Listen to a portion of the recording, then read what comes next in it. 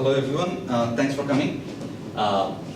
The topic of the talk is modeling participation in online depression forums. Now, Dr. Bethard gave some context on that. I'm going to extend it a little bit. We have been looking into social users' social engagement in social networks. We try to predict from users' activity, users' word usage, and these kinds of things, that whether this user is going to participate in a particular social forum in future. So what we try to evolve from that is that we try to connect the dots between whether this kind of social engagement actually plays a role in users' episodic depressive behaviors. So let's first talk about our motivation. Our first motivation for this particular research was that how bad depression is. So we already know a lot about that, but I'll just give some introduction on that. Depression actually accounts for almost 12% of all the mental and neurological disability all over the world. And if you consider the disability adjusted life years or daily, almost 4.4% of all dailies lost is due to depression. So it's already a really big problem, and all this data is from a 2003 study that came out of World Health Organization, and they predicted that in 2003 that if this trend continues, when it's 2020, it will be the second biggest reason of dailies lost, just behind heart diseases. So it's already a big problem. People are losing their valuable time for depression, but this is not the most depressive part of depression, because there is actually a more alarming part in there, alarming aspect of depression that is already identified as avoidable. That is almost 15 to 20% of all major depressive patients lose their lives through suicide. So it has been found out that this is actually avoidable. So depression is also identified as a recurring condition. So once a person is identified as a depressive person, he or she, if recovered from depression, can again fall into a depressive episode, and the rate of this is almost 35% within the next 2 years. So a person can actually go through multiple depressive episodes, and in the later episodes, it is more likely that the person is going to get suicidal ideations than the first depressive episode. So this kind of recurring episodes of depression is actually identified by some factors. Number one is decreased social interaction. Number two is increased negativity, and the third one is decreased social energy. So what we are trying to do, we are trying to identify users in depression forum who actually is going through these kinds of things by looking into their activities over a certain period of time. We are going to analyze timelines and their posts, their replies on that particular forum, and trying to figure out whether this actually represents decreased social interaction or increased negativity. Okay. Our first goal is to analyze word usage patterns for non-returning users in depression forum. So we have identified users who stopped participating in depression forums in online social networks, and we are trying to analyze their word usage patterns in this forum. We are also trying to analyze user demographics, their activity levels in the forums, and the timeline information. I'll go deep into that in 5-10 minutes. And the final goal was to introduce a predictive model that can predict future user participation using these features. So one thing to keep in mind, that we are not actually claiming that we are providing a solution for depression. We are just trying to figure out whether a person is going through a particular depressive episode, and this is just the first stepping stone for this kind of research. So it's still a work in progress. I'll appreciate from you guys, advice from you guys. So the data we collected is from a website called healthboards.com. It's one of the oldest websites that has forums for different conditions. It's almost 18 years old.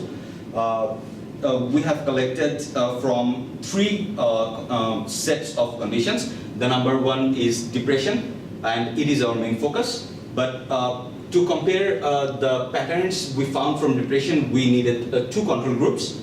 The first control group is relationship health. It's more like a social kind of condition rather than a physical condition. And we had another control group that is more physical.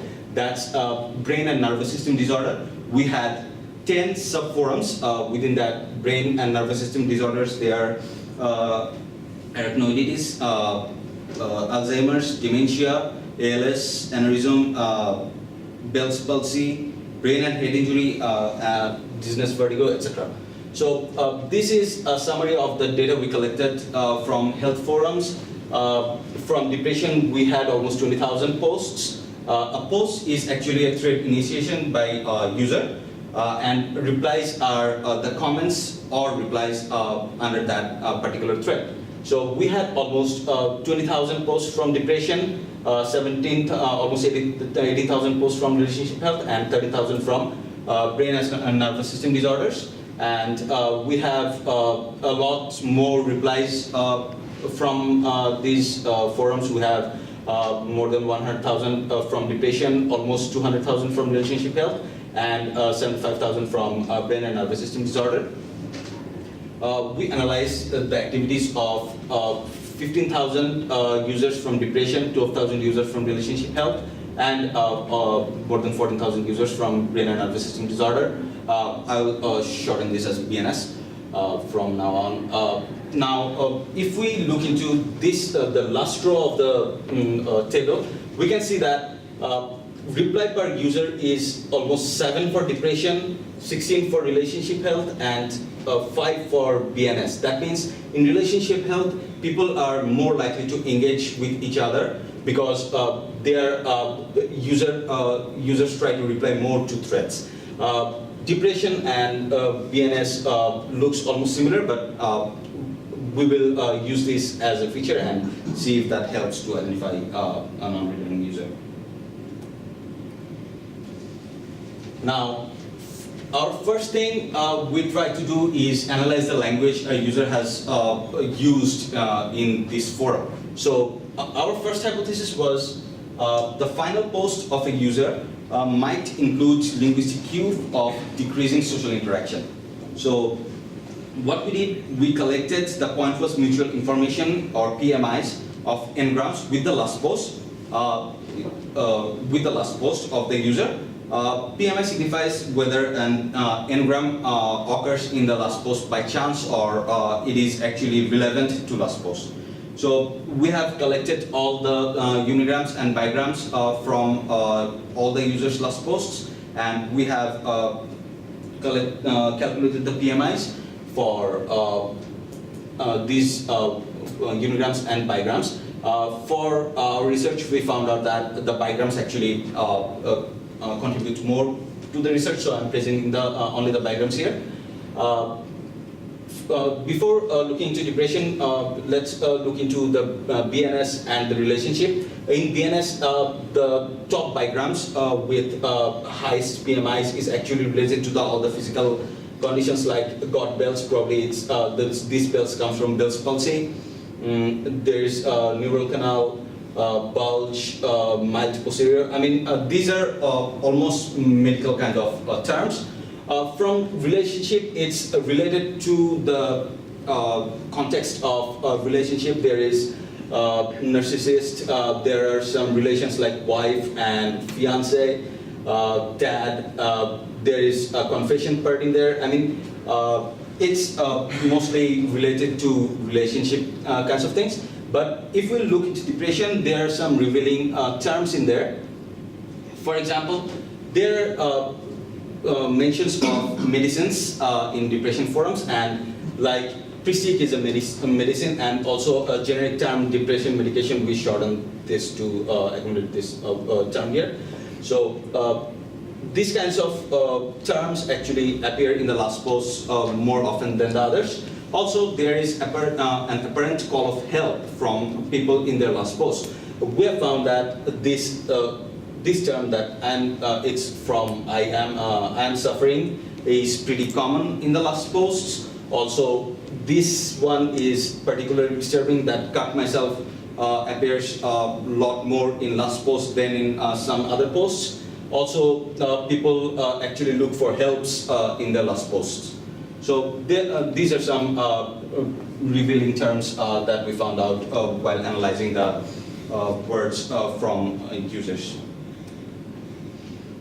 Our second hypothesis was that there may be some observable changes over time in the language of disengaging users. So what we did, we collected the linguistic word count that's called LIWC. It has 68 word classes like social words, affect words, positive emotion words, negative emotion words, cognitive mechanism words, anger words, these kinds of things. So what we did, we found out the top 5 psycholinguistic classes from the last posts, and we used the same PMIs you saw in the previous slide.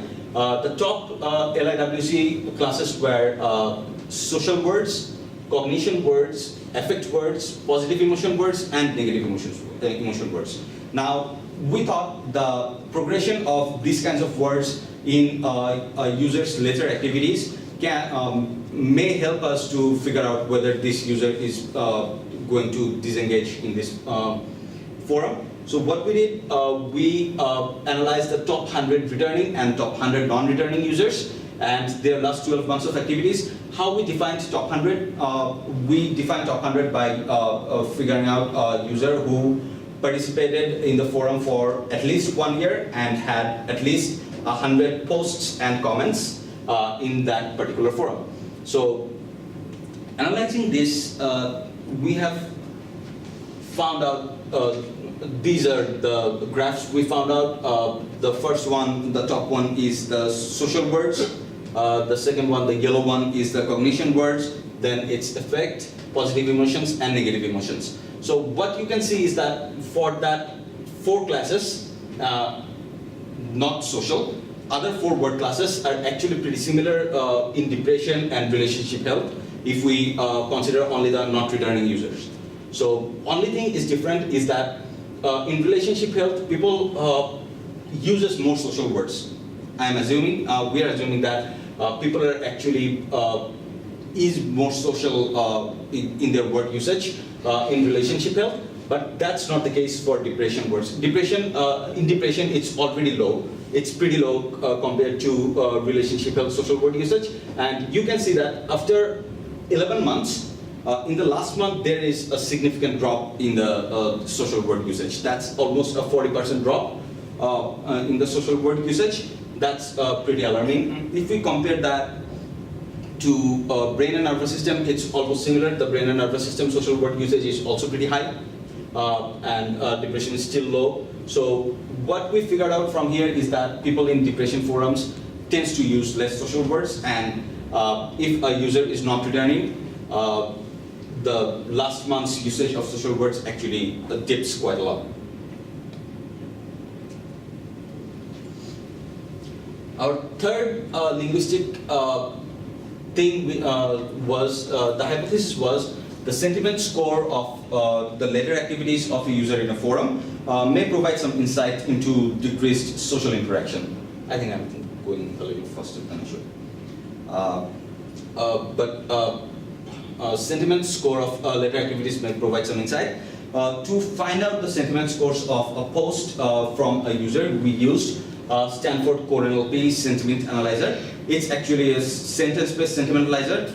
If you provide a post or a paragraph to this sentiment analyzer, it analyzes each sentence and scores each sentence from a scale of 0 to 4, where 0 means extremely negative and 4 means extremely positive, and 2 is neutral. So what we did, we provided the sentiment analyzer with all the posts we had, and for a single post, we averaged over all the sentence scores.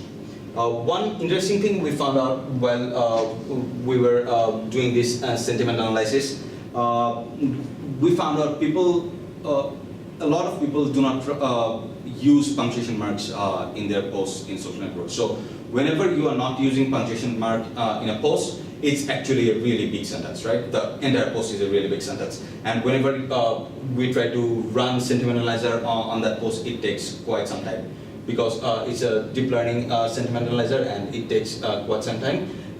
One example I can remember is that in one case we had a post that is actually a sentence of 1400 characters. So it took quite some time. This is the graph of the last 12 months usage of sentiment scores of not returning users and returning users. The problem is that there is not actually something we can figure out from this graph. I mean, this looks quite identical. The top one, the gray one, is the brain and nervous system disorder. The orange one is the relationship health, and the blue one is depression. And these looks pretty similar for not returning and returning users. So we couldn't find anything significant from this output. Now, this part, it was actually done before. I have already presented a paper on these kinds of things, the time analysis or temporal analysis of users' activities a year before. This one actually works pretty well when we try to predict a user's engagement. I'll show you later. But the hypothesis is that users' idle time may actually predict whether they remain socially engaged. And we have proof that it actually works. So what is an idle time? An idle time is the time between two sequential activities of a user. So there are actually three types of idle times.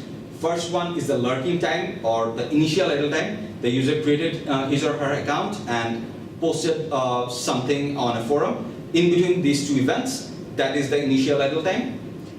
Then there are smaller idle times between activities, and the final one is the final idle time. That's the user's last post and the end of our observation period. For our analysis, we used the initial idle time. We use the maximum idle time the user has spent in a forum, and we also use the median. From this table, you can see that for all the cases, the non-returning users actually have a larger value than the returning users. For average initial time, non-returning user has higher scores. These are days. These are idle days. So higher number of days for all the conditions. For the maximum idle time, that's also the same. The interesting thing was the average median time. You can see that in relationship forum, people actually waits, non-returning users actually waits much longer than users waits in depression forums and in brain and nervous system. For brain and nervous system forums, it's actually negligible. It's really small. But for this, it's really high. This is also a decent difference.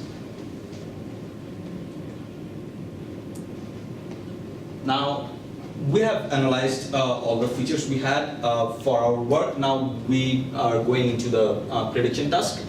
Now, our prediction task's intuition was that the prediction task M predicts 0 if and only if the delta T, which we define as observation period, it can be 1 month. In our case, it's 1 month, 6 months, and 12 months. We had 3 different observation periods. It can be anything. It can be days, it can be weeks, it can be years.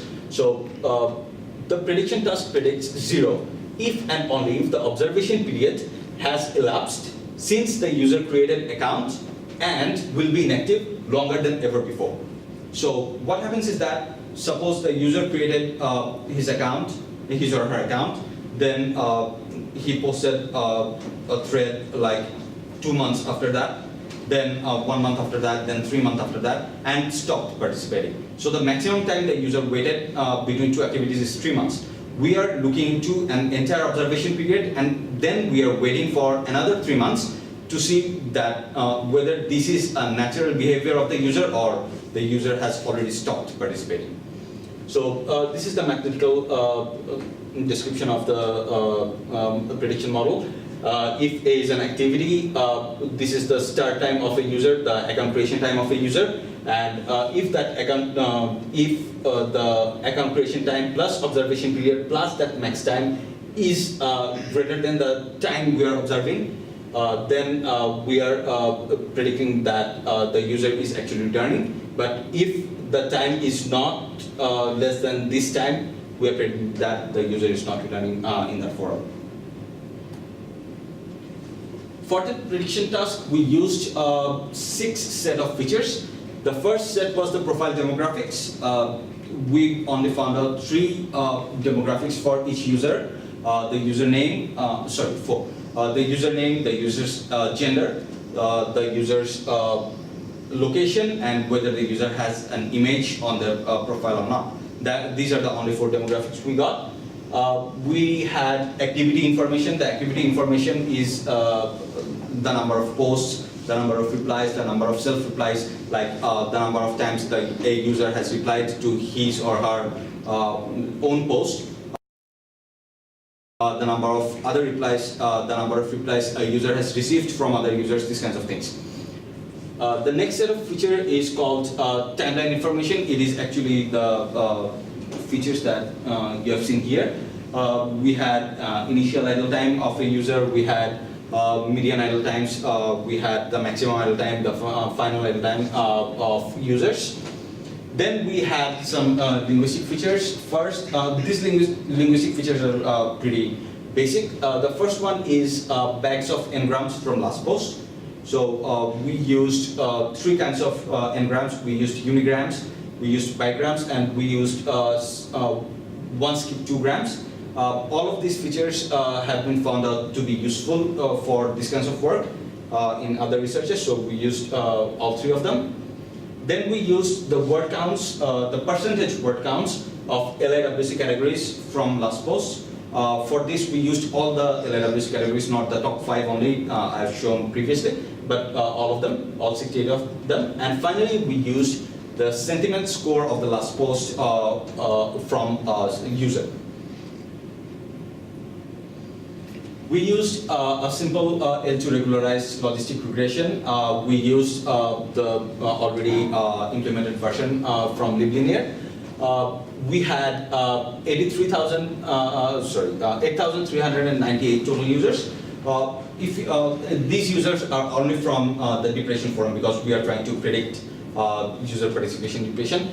If you remember that we actually had more than that. We had over 15,000 users. 19,000 users for depression forum, but we only took 8,300 of them because we throw away the throwaway accounts. Throwaway accounts are defined as the accounts where users actually post less than a certain threshold. So the threshold we used is the median number of activities users have done in a particular forum, and for depression it's really low, it's 2 activities. So we have discarded all the user accounts which had only 1 activity in their user account. So we ended up with almost 8,400 user accounts. So we had 3 observation periods, 1 month, 6 months, and 12 months. And our main focus is the 1 month period because we try to figure out at the earliest possible time whether this user is going to participate in future. So for our baseline, we used an all inactive model that we predict that no user is going to participate in that forum. It's actually a majority class classifier because non-returning users actually dominates in numbers to returning users. So this is the column for all inactive users. Then this is a model that only uses demographic features, activity features, and timeline features, which actually improves the model by quite a bit. And then we added the linguistic features. Unfortunately, the linguistic features didn't help. Sometimes it actually, the performance actually goes down for that. These numbers are actually F1 scores. For demographic activity and timeline, the F1 scores increases from the baseline. Sorry. and the linguistic features actually do not contribute. The only linguistic feature that contributes only a little is the sentiment one. So it just increases the performance just by 0.1 for, not even 0.1, it's less than 0.1, it's like 0.7, 0.8. I just rounded this up. So for all the observation periods, the basic feature ones gets some improvement over performance, but using the linguistic features doesn't help. Now, why the linguistic features don't help in this case is probably because that our best case is the features are actually pretty naive. I mean, we just use bag of n-grams and sentiment scores, average sentiment scores. So that's one feature work opportunity for this, that we try to improve on the linguistic features and the model that uses these linguistic features, and we can probably get to use them and improve our model's performance. Now, this is still a work in progress, I've already mentioned. So the contributions we collected a large data set. The data set is pretty nice. I mean, it can be used for other purposes. We have identified phrases that has high association with last posts, and that can help predicting social engagement and probably in some other fields. We identified the word usage patterns in depression forums and two other forums, but our main focus was depression, so we focused on that mostly. And finally, we found out the effects of demographics, activity levels, and timeline information over the participation prediction. We also tried to find out the word linguistic features, but we failed in that case. But there was a pretty decent effect of demographics, activities, and timeline information over users' social engagement. That's actually my entire presentation. Thanks everyone for attending. I'll take any questions. Yes. Do you follow up with people that have left as to why they have left? Because, I mean, I'm sure you're aware of this, but you know, I mean, I might be in a depression forum, and it may be getting darker and darker for me, and I think I can't stand being with these people anymore. I'm going to get out of here. And so I would be the sort of at-risk depressive that you would like to identify. But on the other hand, I might suddenly get extremely cheerful and think, you know what, I'm cured. I don't need to be with these losers. I'm out of here, right? Exactly. There's a big difference between those as far as your... Yeah, we tried to go through the last post of users, and that is exactly the case. I mean, some users But are you don't follow up with, or I'm asking you, do you follow up with the people after they've left? That is the problem. Yeah, I was going to go into that. Yeah, that is the problem with social networks, because these social networks are anonymized. I mean, the users, they're creating their accounts, and the username they are posting, that's actually, we do not know who this person is. So following up with these persons is not easy. But you don't need to know who they are. You need to be able to ask them some questions. Yeah. But if they're not responding to the forum, Well, yeah. You have to respond to the forum, and to respond in that forum, you have to participate in that forum. Otherwise, you can, at least for this forum, that health boards one, you have to participate in that forum. You have to create an account and then ask them whether they are, cured or not. Yeah. But that's, that's probably a nice thing to do if we go deeper into this. But we haven't done this yet. So our main data was that this user left. We do not know why this user left. Either he or she is cured, or he or she is more depressed, that they do not have the motivation to participate. so I mean, it would certainly be fascinating to be able to talk to the people and find out why they left. Right. So there's a real barrier for us being able to do that. One, we don't actually own the forum, right? So the only people who might have a chance of getting in contact with these, who actually know like their IP addresses and stuff, aren't us. But even if we did, you know, it's kind of like if someone stops replying to their email, and you only have their email to get a hold of them, how do you get a hold of them, right? that said, I mean, I think part of what you're interested in, you get at when you saw the words that were coming up, because some people who are getting depression medication and then leaving are probably getting depression medication and being, you know, cured or at least managing the disease, and so they're not coming back because they don't need help. People say, cut myself, right? Those are probably the ones. So I think, you know, the words reveals part of the answer to your question. It would be better to have the face-to-face conversation with them or some other, you know, direct conversation with them. But you might be able to see some of this if we dug a little bit deeper into each of the, you know, the last posts to see if they're actually saying why they're leaving. Like, hey, I got medication, I feel much better. See you guys, right? So we've been, you know, this is the level of detail, which is pretty not detailed, about actually going to understand that. But you could sort of imagine having someone go through and read each of these last posts and try to manually classify. This person looks like they're actually telling us that they left because they got better, right? Or this person looks like they're telling us that they're leaving because the world is ending. So yeah, it's a good idea. You don't make any posts to the forum? No, we don't post to the forum. We don't intervene. Yeah. I had a question about that. So it's a public forum that doesn't require. It doesn't an require account? to log in to view the posts, but if you want to post, you have to log in. I see. So for IRB then, do you have to get, I mean, ethically, you're not participating, so but it's just publicly available? Yes. Right, so it's publicly available data. It would be like, you know, getting data from The public terms and conditions of this website actually says that for research purpose, we can use the data. Yeah. So that's why we particularly Keeps use it that nice for. and clear. And if you think about IRB as well, so I mean, I have several projects that run like this. It actually ends up being not human subjects research because our goal is actually not to understand any individual person.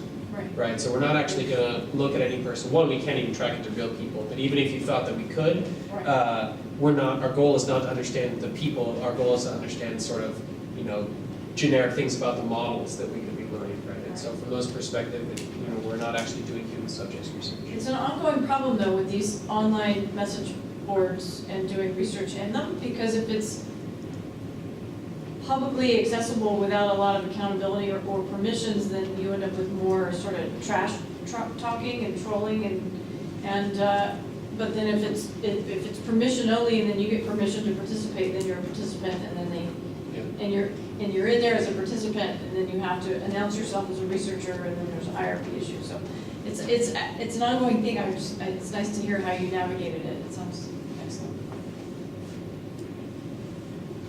Anyone else?